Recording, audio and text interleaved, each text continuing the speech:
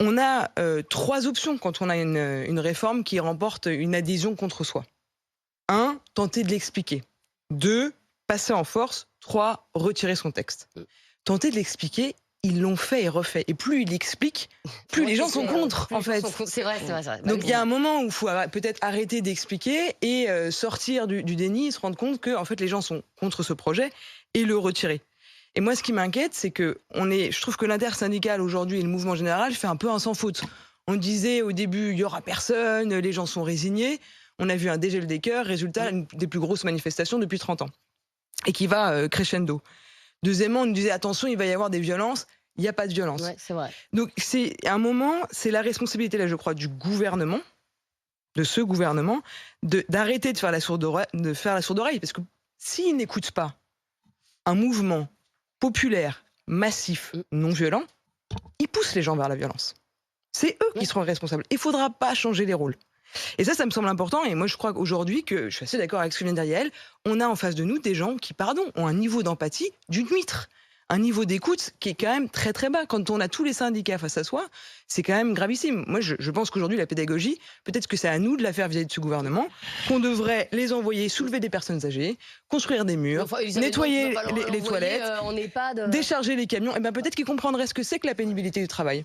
Et qu'ils ne feraient pas une réforme aussi injuste en disant qu'elle est juste, parce que franchement, pour dire que cette réforme est juste, il faut vraiment être aveugle. Perico Légas, est-ce que finalement, là, quand on entend Yael et Mathilde, on voit qu'il y a quand même beaucoup un problème de forme, autant qu'un problème de fond, d'ailleurs, dans cette réforme. Et est-ce que vous pensez que, justement, le fait que Elisabeth Borne, oui, hier soir, elle manquait d'empathie, ça c'est sûr, elle était extrêmement technocrate, et ça, peut-être que les Français n'en veulent plus, mais est-ce que ça peut pousser encore plus les Français à descendre dans la rue, ça, plus l'appel de Laurent Berger? J'ai testé plusieurs barres de café pour lire dans l'avenir. J'ai pas vraiment trouvé de réponse précise. J'ai un sentiment personnel. Oui, mais c'est ce que je vous demande. Et je peux me tromper, je pense que ça va commencer à descendre. Statistiquement, alors il y a eu un mieux le mercredi dernier, il y a eu un petit mieux, il y a eu un petit tassement sur les mouvements dans la Mais du moins à la SNCF, par exemple. Oui, bon, mais ça, et puis bon, 1,3 million, 1,2 million, il y avait peut-être 200 000 personnes de plus. C'est pas non plus massif. Mettons 1,5 million. J'ai quelque chose après avoir discuté beaucoup avec des gens, y compris qui sont contre cette réforme, elle est injuste, hein.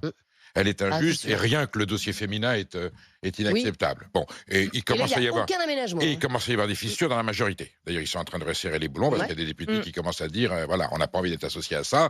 Les députés républicains se font insulter dans leur circonscription quand ils disent d'accord. La vérité, vraie, pour parler sobrement, c'est une mesure injuste, mais c'est dans tellement longtemps. Et ça concerne finalement, c'est quoi? C'est 2 ans de travail en plus. Philosophiquement, c'est pas ça qui va porter les gens dans la rue. Une augmentation de l'énergie ou de l'essence, oui. Les gilets jaunes, c'est tout de suite. Là, c'est pour une certaine catégorie. Et encore, on sait qu'il y a des gens qui ne seront pas confrontés. Mais t'as tout le monde dans la rue. Hein. Là, t'as des cadres, t'as des femmes de ménage, il y a 70 millions quelques retraités. Il y a 70 millions d'habitants, même si c'est 2 ou 3 millions de personnes. C'est un symbole très fort. Mais sur tes 70 millions, t'as déjà des 0,18. Oui, mais Perico, le fait que ce soit les villes moyennes qui soient mobilisées... Moi, j'étais à Valence. Je crains le tassement. Et si Laurent Berger sort, c'est parce qu'il sort...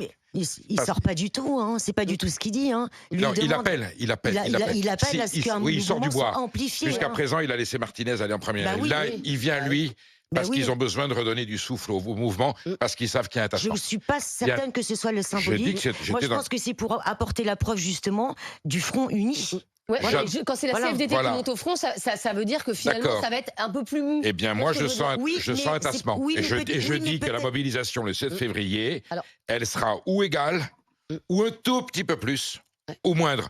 Mais voilà, la période du basculement qui aurait fait plier le gouvernement, c'est terminé. Alors, le gouvernement peut encore plier, parce que s'il n'a pas de majorité nette avec des élus, et qu'il est obligé de passer par le 49.3 ou le 47.1, voilà. Mais bon, en tout cas, la réforme est foireuse, elle ne restera pas dans l'histoire, elle peut être décousue par un autre gouvernement très vite. C'est dans tellement longtemps, c'est 2032, les premiers effets pour des gens qui sont nés avant 68, et puis c'est certaines catégories qui, quand ils auront 62 ans... Mais tu le sais dès maintenant, il suffit d'aller... Mais non, mais regarde, tu vas sur Internet, tu regardes ton simulateur, et tu te prends 2 ans en il va nous arriver des choses beaucoup plus désagréables que ça d'ici là. Mais on n'en sait rien. Je parle du contexte international, je parle du contexte environnemental, la guerre. Mais là encore, t'as pas de boule de cristal non plus. On va avoir des impacts, on va avoir des merdes, pour parler, qui vont nous tomber dessus bien avant la retraite. Voilà.